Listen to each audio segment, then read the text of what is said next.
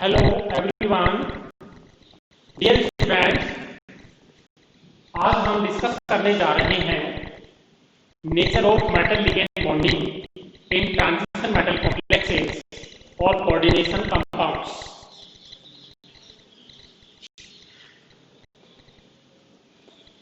Nature of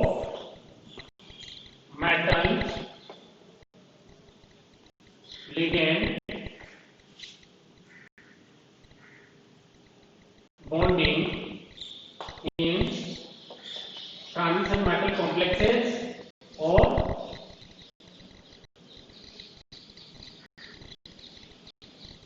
coordination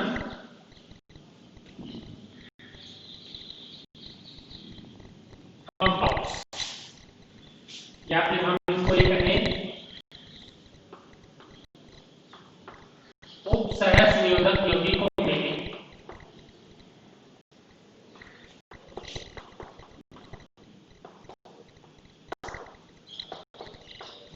धातु ligand बंध की प्रकृति।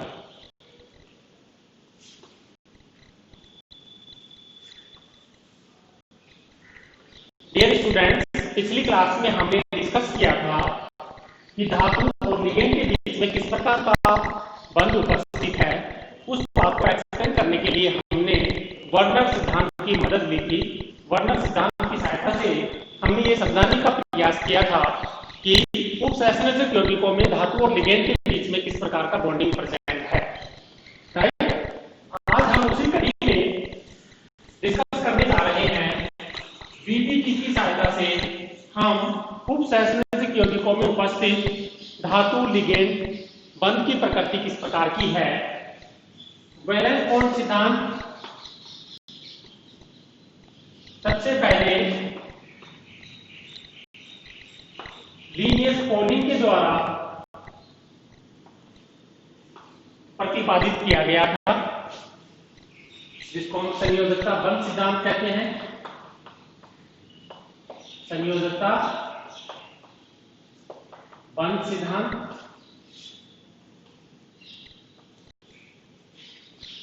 Right, proposed by Linus Pauling। और चूंकि विभिन्न प्रकार के इनऑर्गेनिक जो अणु हैं और जो कोऑर्डिनेशन कंपाउंड जैसे कॉम्प्लेक्स कंपाउंड है, उनमें बॉन्डिंग की व्याख्या करने के लिए ये सिद्धांत जो है बहुत ही महत्वपूर्ण साबित हुआ। इसके लिए लिनियस पॉलिंग को 1954 में केमिस्ट्री के क्षेत्र में नोबेल प्राइज दिया गया। 1954 में नोबेल प्राइज मिला केमिस्ट्री का। फिर उसके बाद में 1962 में पॉलिंग को दूसरा नोबेल प्राइज मिला, वो पीस के लिए। यानी लिनियस पॉलिंग पहले साइंटिस्ट थे जिनको केमिस्ट्री के साथ में पीस का नोबेल प्राइज दिया गया। ये जो सिद्धांत है वो कक्षकों के अतिव्यापन व संकरण की अवधारणा पर आधारित है। संयोजकता बंध सिद्धांत number 1 hybridization of atomic orbitals.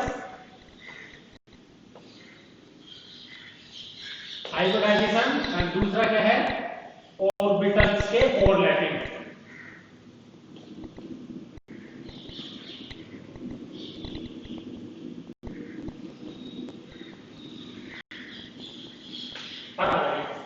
Right, orbitals का ओवरलैपिंग एक्सियल भी हो सकता है और कोलैटरल भी हो सकता है।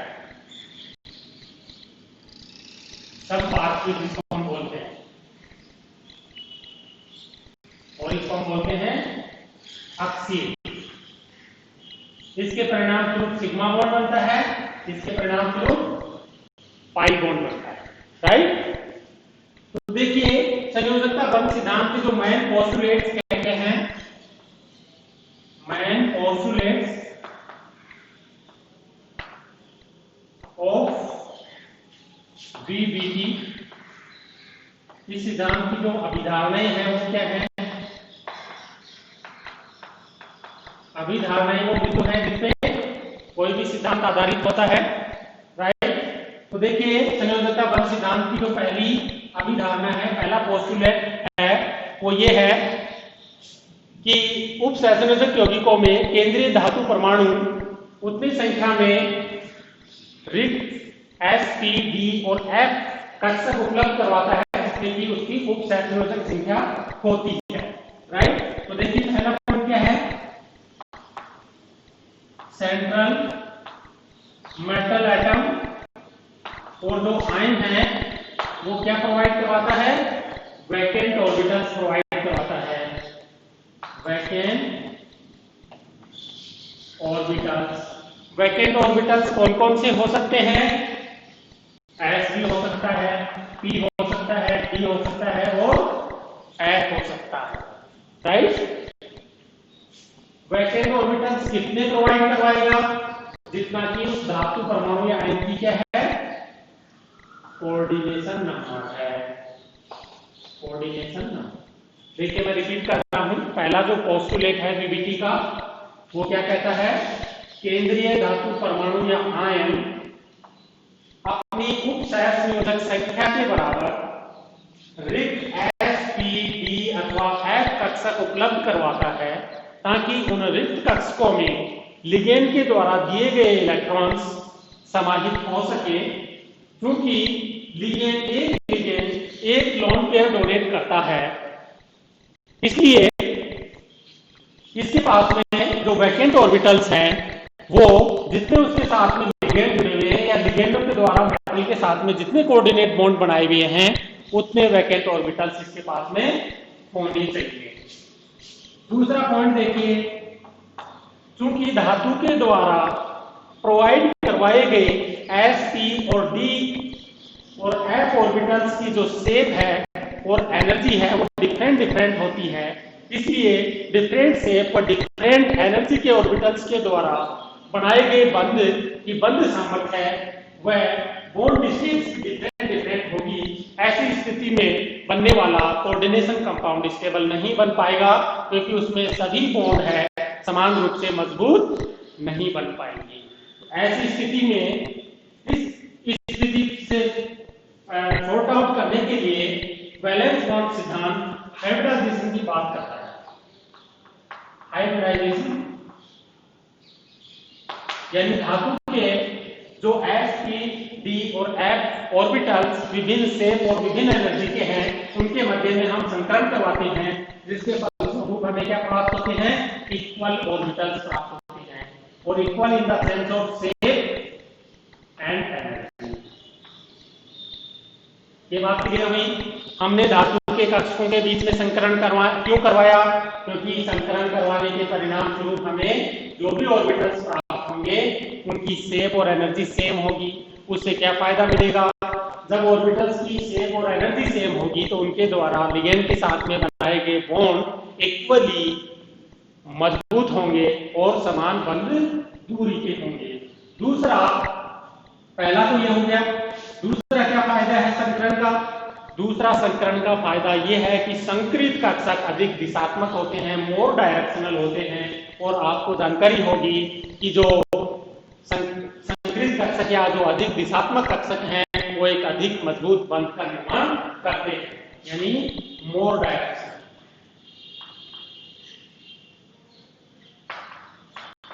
मोर डायरेक्शनल। ओके, ये पॉइंट क्लियर हुआ? तीसरा पॉइंट देखिए इसमें। तीसरा पॉइंट, अब मेटल के पास में हाइब्रिड ऑर्बिटल आ गए हैं, इक्वल शेप के हैं, इक्वल एनर्जी के हैं और कैसे हैं? वैकेंट। तो देखिए एक तरफ यहां पे मेटल लिखेंगे और दूसरी तरफ हम क्या लिखेंगे? लिगेंड लिखेंगे, राइट। तो मेटल के पास में ऑर्बिटल कैसे हैं? इक्वल शेप के हैं, इक्वल एनर्जी के हैं और कैसे हैं? वैकेंट हैं, राइट। दूसरी तरफ हम देखते हैं लिगेंड है। लिगेंड के पास में क्या है? ऑर्बिटल है और उसमें क्या है?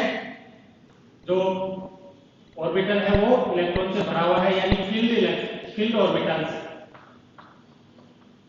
Field orbitals, right. तो तीसरा जो पोस्टुलेट है वो क्या है, मेटल के संकृत वैकेंट ऑर्बिटल्स और लिगेंड के जो भरे हुए ऑर्बिटल्स हैं, इलेक्ट्रॉन से भरे हुए ऑर्बिटल्स हैं, उनके बीच में क्या होगा, ओवरलैपिंग होगा। ओवरलैपिंग कैसा होगा, एक्सियल ओवरलैपिंग होगा।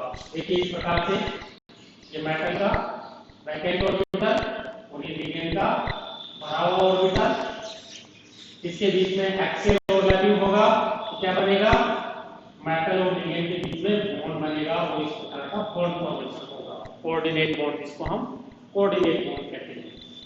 ये बात क्लियर हुई। तो तीसरा पॉइंट क्या हुआ, मेटल और लिगेंड के बीच में टक्सर एक्टिव वेपन के परिणाम स्वरूप इस उप सहसंयोजक बंध का निर्माण होता है, राइट। लेकिन देखिए इस उप सहसंयोजक बंध के निर्माण के फलस्वरूप यहाँ पे लिगेंड ने मेटल के वैकेंट ऑर्बिटल्स में इलेक्ट्रॉन्स को डोनेट किया है, उसके फलस्वरूप क्या होता है, मेटल के नेगेटिव चार्ज एक्यूमुलेट हो जाता है। जब मेटल पे नेगेटिव चार्ज एक्यूमुलेट होगा तो ऐसी स्थिति में जो कॉम्प्लेक्स है वो ज्यादा स्ट्रॉन्ग नहीं बन पाएगा।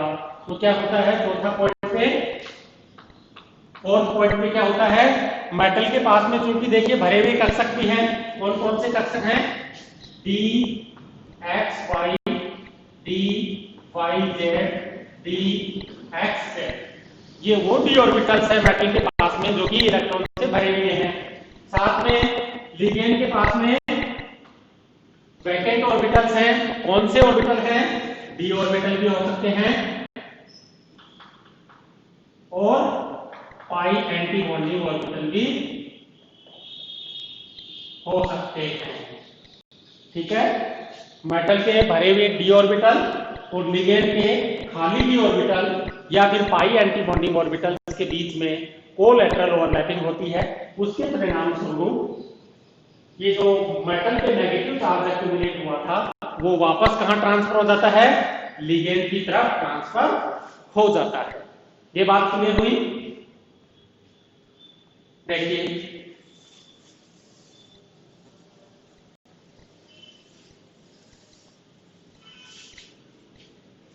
देखिए किस प्रकार से ये मेटल है, इसका ये संकरित कक्षक है जो कि वैकेंट है, ये लिगेंड है, इसका ऑर्बिटल जो इलेक्ट्रॉन से भरा हुआ है उसके बीच में एक्सियल ओवरलैपिंग हुआ है, एक्सियल ओवरलैपिंग, जिसके फलस्वरूप क्या बना है, सिग्मा बॉन्ड बना है, जिसको हम कोऑर्डिनेट बॉन्ड कह रहे हैं इस प्रकार से, राइट।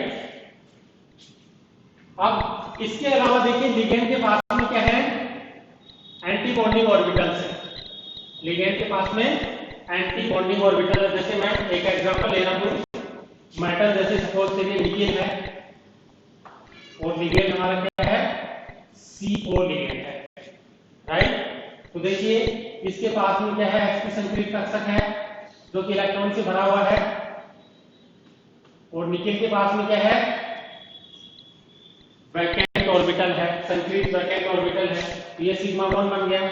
इसके अलावा इसके पास में भरे हुए ऑर्बिटल्स भी हैं,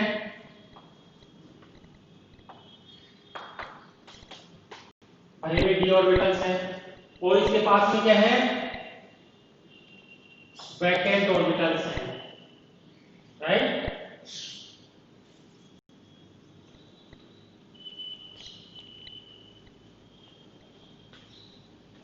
इस प्रकार से देखिए ये क्या है, vacant pi anti bonding orbital donor atom, और ये क्या है, फील्ड डी ऑर्बिटल्स। इनके बीच में क्या होता है, कोलैटरल ओवरलैपिंग होता है इस प्रकार से। तो ये जो चार्ज है वो कहां चला जाएगा, पाई एंटी बॉन्डिंग ऑर्बिटल्स में चला जाएगा। इसको हम क्या बोलते हैं, डी पाई पी पाई बॉन्ड। लिगेंड का डी ऑर्बिटल इसमें पार्टिसिपेट कर रहा है तो हम उसको बोलेंगे डी पाई बोलेंगे, डी पाई राइट। ये तो जैसे CO है, NO है, इनमें मिलेगा। तो ये किसमें मिलेगा, जैसे फास्फोरस का कोई कंपाउंड है ट्राइएल्किल फॉस्फीन है, राइट, या कोई सल्फर का कंपाउंड है ट्राइएल्किल R2S थायोइनर, राइट। तो इस प्रकार के कंपाउंड्स में या इस प्रकार के जो लिगेंड्स हैं उसमें क्या मिलेगा, डी पाई टाइप का बॉन्डिंग। तो देखिए ये जो चौथा पॉइंट था काफी इंपॉर्टेंट पॉइंट है जो इस बात को समझाता है कि जब धातु और लिगेंड के बीच में बॉन्ड फॉर्मेशन होता है तो लिगेंड के द्वारा दिए गए इलेक्ट्रॉन्स के फलस्वरूप मेटल पे जो नेगेटिव चार्ज एक्युमुलेट होता है वो नेगेटिव चार्ज एक्युमुलेट उसको डिस्टेबलाइज नहीं करे, उसके लिए धातु और लिगेंड के बीच में बैक बॉन्डिंग प्रोसेस के थ्रू वो नेगेटिव चार्ज वापस कहां चला जाता है, लिगेंड के पास में चला जाता है, जिसके फलस्वरूप धातु और लिगेंड के बीच में पार्शियली डबल बॉन्ड के कैरेक्टर डेवलप हो जाते हैं जो कि बॉन्ड को स्टेबलाइज करते हैं, अर्थात उस बॉन्ड को तोड़ने के लिए हमें ज्यादा एनर्जी की जरूरत पड़ती है। तो ये देखिए हमने 4 पोस्टुलेट डिस्कस किए जिस पर संयोजकता बंध सिद्धांत आधारित है। इन 4 पोस्टुलेट्स का इस्तेमाल करते हुए हम किसी भी कोऑर्डिनेशन कंपाउंड में बॉन्डिंग पैटर्न को समझाने के साथ साथ में उसकी जो मैग्नेटिक प्रॉपर्टीज हैं उनको भी हम समझा सकते हैं। एक एग्जांपल ले रहे हैं, देखिए किस प्रकार से वैलेंस बॉन्ड सिद्धांत कोऑर्डिनेशन कंपाउंड में धातु और लिगेंड्स के बॉन्डिंग को समझाने में सफल रहता है। देखिए ये निकेल का कॉम्प्लेक्स है NiCO का होल 4, क्या नाम है इसका, टेट्रा कार्बोनिल निकेल 0। इसका यूनिवर्सिटी नाम अगर लिखे हम तो क्या है, टेट्रा कार्बोनिल निकेल और बर्टिक लगा करके इसका ऑक्सीडेशन अंक 0, राइट। इसमें बॉन्डिंग को समझने के लिए सबसे पहला पॉइंट VBD का क्या कहता है, तो सेंट्रल मेटल एटम है। अब देखिए इसमें आयन नहीं है क्योंकि जो केंद्रीय धातु है उसकी ऑक्सीकरण अंक कितनी है, 0। तो इसका हम इलेक्ट्रॉनिक कॉन्फ़िगरेशन लिखेंगे। इलेक्ट्रॉनिक कॉन्फ़िगरेशन क्या हो जाएगा, 3D8 and 4s2, राइट। अब इसमें देखिए डी में कितने इलेक्ट्रॉन्स हैं, ये 3D है, ये 4s है और ये 4p है। डी में कितने इलेक्ट्रॉन्स हैं, 8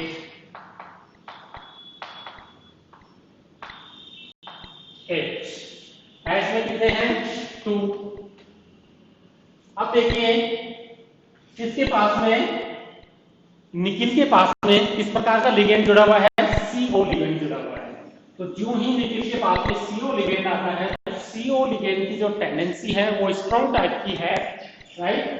तो उसके फलस्वरूप ये तो निकिल का इलेक्ट्रॉनिक विन्यास हो गया। अब इसमें देखिए NiCO का इलेक्ट्रॉनिक विन्यास क्या हो जाएगा, जो इसके पास में CO, ये तो फ्री का है, फ्री मेटल आयन इलेक्ट्रॉनिक विन्यास, ग्राउंड स्टेट का, ग्राउंड स्टेट, राइट।